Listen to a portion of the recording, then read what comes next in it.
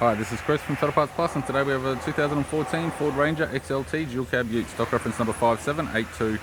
The shape runs from the 6-month 2011 through to the 6-month 2015. It has a P5AT 3.2 litre 5-cylinder turbo diesel engine backed by a 6-speed manual 4-drive transmission. P5AT 3.2 litre 5-cylinder turbo diesel engine with the set of aftermarket Bob Jane Monster alloy mags, 17-inch, good tyre, left front.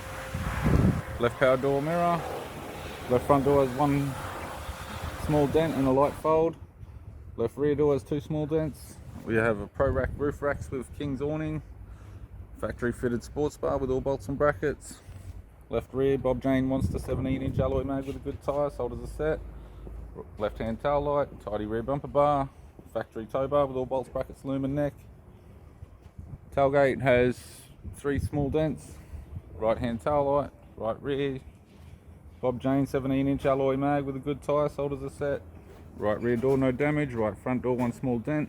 Right power door mirror in chrome, and a right front 17-inch Bob Jane Monster aftermarket set of alloy mags.